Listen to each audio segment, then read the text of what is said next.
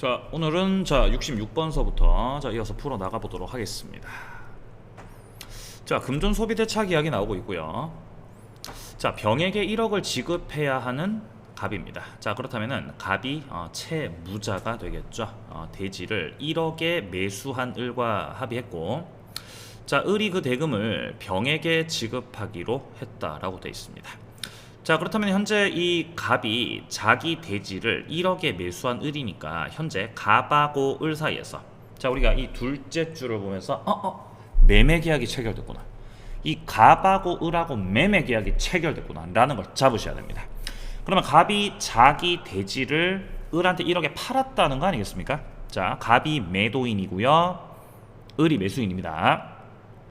자, 근데 갑은 어차피 병한테 1억을 갖다 줘야 되는 이 채무자의 상태이기 때문에 을이 그 매매대금을 병에게 지급하기로 했다라고 돼 있죠. 그럼 여기까지를 딱 보게 되면 이제 느낌 오죠, 그죠?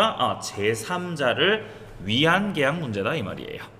자, 그렇다면 이제 현재 갑이 요 약자가 되는 것이고, 을이 이를 승낙한 낙약자, 그리고 병이 대금 1억을 받게 되는 수익자, 이런 문제가 되겠네요. 자, 1번부터 보겠습니다. 갑이 합의 내용을 병에게 통지하면 병이 대금 채권 취득한다. 아니요. 제3자가 대금을 받을 수 있는 채권을 취득하기 위해서는 수익 표시라는 걸 해야 되는 거죠.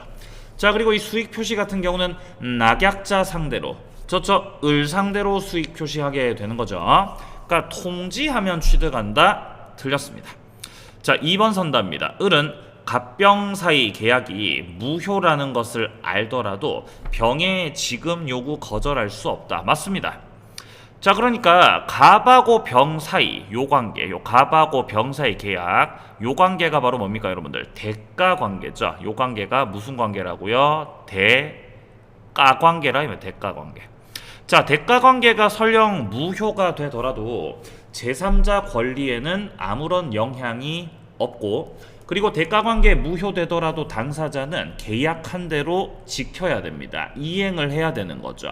자, 그렇다면 낙약자 을은 병에게 약속한 대로 대금 지급을 하셔라 이 말이에요.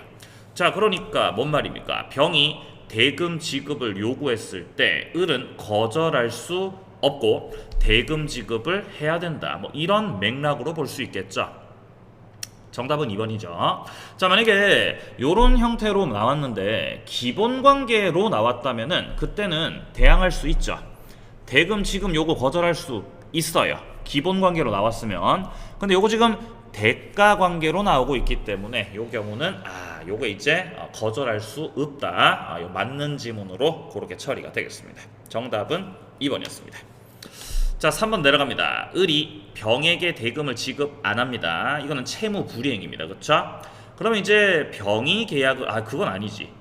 자, 을이 채무를 불이행했을 때 이거는 계약 해제, 당사자가 해제를 해야 하는 것이기 때문에 병이 계약을 해제하는 게 아니라 갑 쪽에서 계약을 해제해야 되는 거죠. 자, 3번 선다 틀렸습니다. 자, 4번입니다. 병의 권리가 확정된 후입니다. 자, 병의 권리가 언제 확정되겠습니까? 병이 수익 표시를 하게 되면은 권리 확정, 취득이 되겠죠. 자, 그렇게 됐을 때 갑이 착오를 이유로 계약 취소할 수 없다고 되어 있는데, 자, 병이 권리 확정이 되든 권리 취득을 하셨든 못 하셨든 그런 거랑은 상관이 없습니다. 자, 만약에 갑하고 을 이 기본관계 계약 속에서 비진이가 있었다, 통정이 있었다, 차고, 사기, 강박이 있었다, 그러면은 비통착사강을 원인으로 해서 무효를 주장한다거나 취소권 행사를 하는 것이 얼마든지 가능한 것이기 때문에 착오를 이유로 취소할 수 없다라고 하면은 이거 틀린 거죠. 취소 가능합니다. 자, 5번 선다 가보겠습니다. 을의 병에 대한 대금 지급 채무 불이행을 이유로 해서 갑이 계약을 해제하려면 병이 동의해야 되냐? 아니요. 병 동의 필요 없습니다. 채무 불이행이 있었다라고 한다면은 채무 불이행을 이유로 얼마든지 해제권 행사를 하는 것이 가능하기 때문에 5번 선다 틀렸다. 이렇게 정리가 되겠습니다. 정답 2번으로 처리합니다. 자, 좋고요. 다음 문제 가보겠습니다. 67번 문제 무권대리 문제네요. 자, 무권대리 같은 경우는 권한이 없는 사람이 권한이 있다고 현명을 하면서 본인의 재산을 팔아버린다든지, 어쨌든 이제 대리 권한 없는 자가 대리 행위를 하면 그걸 우리가 무권대리라고 하게 됩니다. 자, 무권대리 문제는 협의에 무권대리가 출제될 수도 있고 아니면은 이제 뭐 표현대리 이런 것들이 출제가 될 수 있는데요. 자, 1번 선다 같은 경우는 부부간에 일상가사 대리 권한이 나와 있습니다. 자, 권한을 넘은 표현대리가 나와 있는데, 자, 권한을 넘은 표현대리가 성립하려면은 권한이 있어야죠. 권한이 있어야 그 권한을 넘길 수가 있다. 이런 관점에서 봐야 되죠. 자, 그렇다면 그 권한이 기본 대리권이 되는 건데, 기본 대리권에 해당되는 건 웬만한 거 다 해당되죠. 그것이 임의 대리가 되었든 법정 대리가 되었든 복 대리가 되었든 일상 가사 대리, 사자권, 공법상 대리권 뭐 이런 것들 전부 다 기본 대리권에 해당이 됩니다. 자, 일상가사 대리권이 기본 대리권 될 수 없다라고 하는 요 1번 선다는 틀린 선다가 되겠습니다. 자, 2번입니다. 본인을 단독으로 상속했습니다. 무권 대리인이죠. 자, 무권 대리 행위를 하고 나서 본인의 지위를 단독 상속받았을 때, 자, 본인의 지위를 가지고 추인 거절권 행사하는 거, 이거 할 수 없죠, 그죠?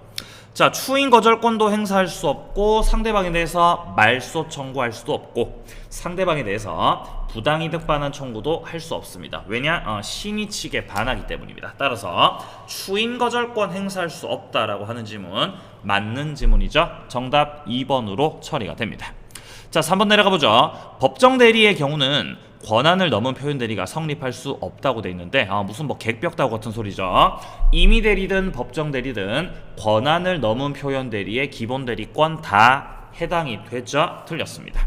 자, 3번 같은 경우는 추인권 행사를 했는데 깔끔하게 추인 안 하고 이런 식으로 일부만 추인했을 때, 자, 여러분들 일부를 추인하거나 변경을 가해서 추인했을 때는 상대방의 동의가 있어야 유효가 되는 건데, 지금 4번 선다에서 상대방 동의가 없더라도 유효가 된다, 그거는 아니죠. 4번 틀렸습니다.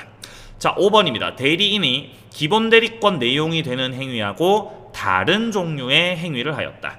자, 권한을 넘은 표현 대리가 성립하기 위해서 반드시 같은 종류의 행위를 해야 되는가? 그렇지 않습니다. 받은 기본 대리권하고 권한을 넘은 월권 행위를 비교해 봤을 때 전혀 다른 종류의 행위를 했더라도 권한은 넘은 표현 대리 얼마든지 성립될 수 있습니다. 자, 그렇기 때문에 성립할 수 없다라고 하면은 요게 틀린 거죠. 정답 2번으로 정리가 됩니다. 자, 그다음 이제 68번 문제 이어서 가보도록 하겠습니다. 근저당권이네요. 피담보 채권 확정식이 나와 있습니다. 자, 근저당권이라는 거는 이 채권 자체가 불확정 상태로 머물러 있는 것을 말하는 것인데, 자, 이후에 결산기가 도래하거나 경매 신청을 하거나 아니면 뭐 있습니까? 뭐 기본 계약이 해지가 되거나 채무자가 파산하거나 이런 식의 사유가 생기게 되면은 이 채권이 확정되는 저당, 이걸 가리켜서 우리가 근저당이다 이렇게 얘기를 합니다. 자, 근저당에 있어서 피담보 채권 확정 사유 한 번 더 순서대로 말씀드리면은, 첫 번째 경매를 신청했을 때, 경매 신청하게 되면은 피담보 채권 확정되죠, 그죠? 자, 그리고 두 번째 기본 계약이 해지가 됐을 때, 자, 계속적으로 거래하던 기본 계약 자체가 끝나버리게 되면은 근저당권의 피담보 채권 확정됩니다. 자, 세 번째 당사자가 계약을 통해 정했던 결산기가 도래가 됐을 때, 네 번째 채무자가 파산한 경우입니다.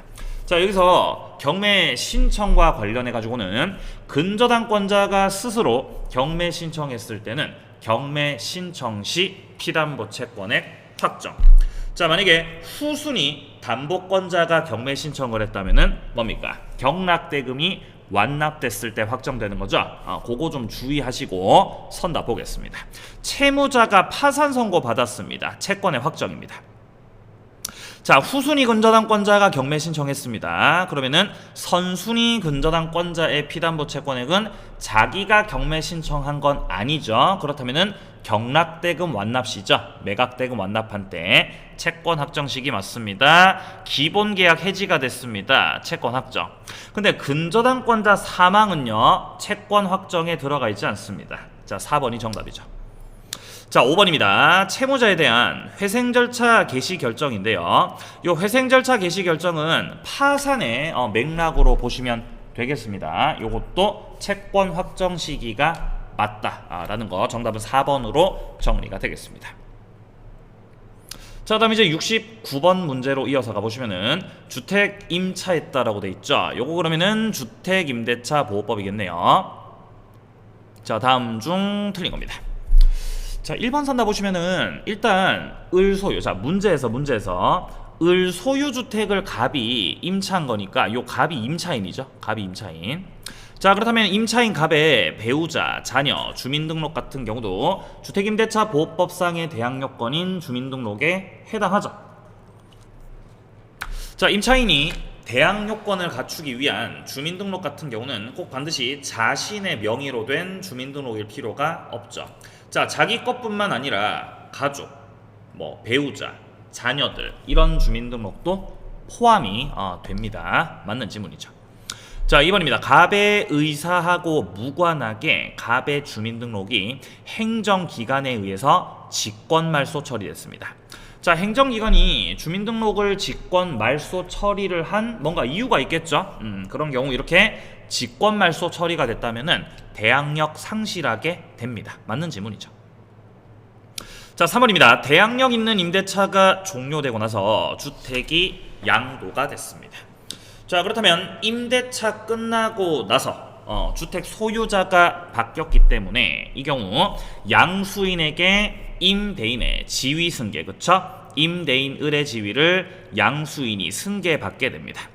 자, 그렇다면 이제 갑의 을에 대한 보증금 반환 채권 존속할 여지가 없다고 되어 있는데 채권이 존속할 여지가 없다는 거는 말이 안 되는 거죠. 자, 지위가 승계되기 때문에 이 갑 같은 경우는 임대차 보증금 반환 채권 그대로 가진 상태로 양수인 상대로 보증금 반환 청구할 수 있는 거죠. 그러니까 채권 존속할 여지가 없다는 건 채권이 없어진다라는 말이니까 이건 말이 안 되는 거죠. 틀렸습니다. 3번 정답. 자, 4번입니다. 갑이 임차주택에 실제 거주하지는 않습니다. 이때 갑과의 점유 매개 관계를 통해서 그 주택에 실제 거주하는 자, 이 자는 전차인을 떠올리시면 되겠습니다. 전차인. 자, 그렇다면은 임차인이 목적주택에 실제 거주하는 게 아니라 전대차 계약을 통해서 전차인이 거주를 하고 있으니까 이 경우 전차인 인도받고 전차인의 명의로 주민등록을 마치게 되면은 이 경우 대항력 취득할 수 있죠. 자, 주의하셔야 되는 거는 이 경우에 대항력 취득하는 사람은 임차인 쪽이죠. 자, 그래서 임차인이 대항력을 취득하게 됩니다. 맞는 지문이죠. 자, 5번입니다. 만약 을 소유 주택에 이미 병에 저당권이 설정이 되어 있었습니다.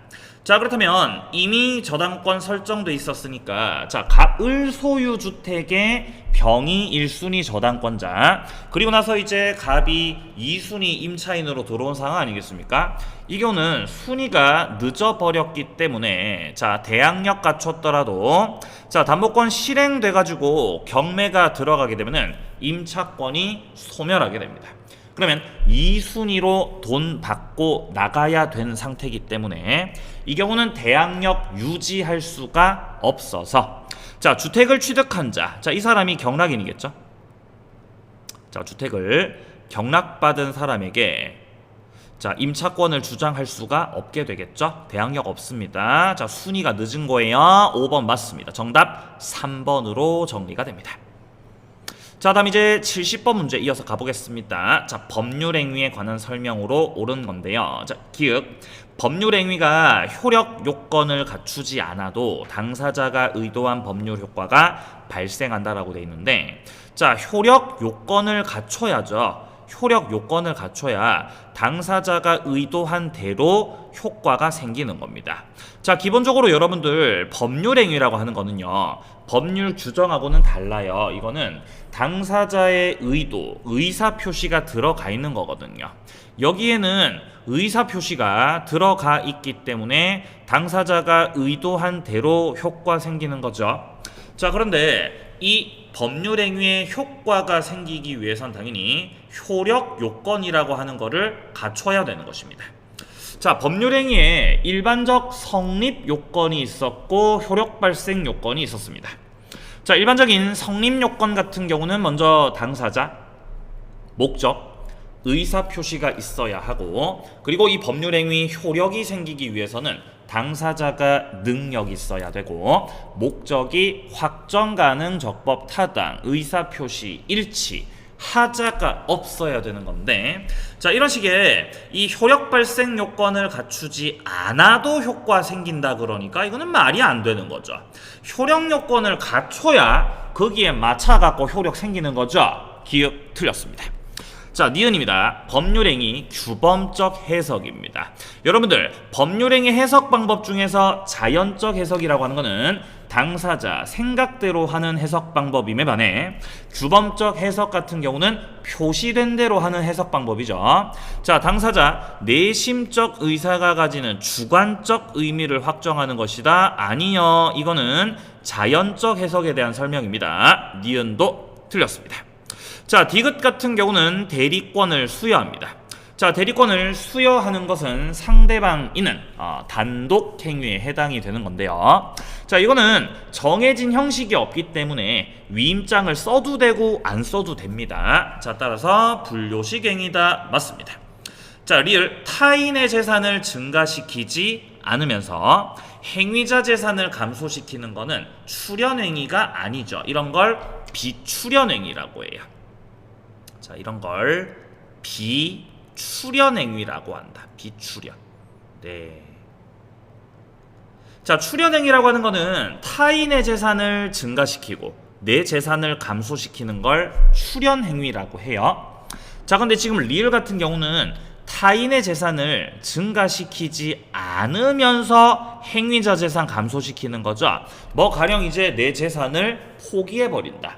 그러면 내 재산은 감소지만 타인의 재산은 증가되지 않기 때문에 이런 걸 이제 비출연이라고 하는 거예요. 출연행위가 아니다. 맞습니다. 자, 그래서 옳은 것은 디귿과 리을이 맞습니다. 정답은 5번으로 이렇게 정리가 되겠습니다. 자, 오늘도 고생 많으셨고요. 자, 이제 요번 한 주도 활기차게 보내셨으면 좋겠어요. 자, 내일도 또 다음 71번 문제로 또 찾아뵙도록 하겠습니다. 빠빠이.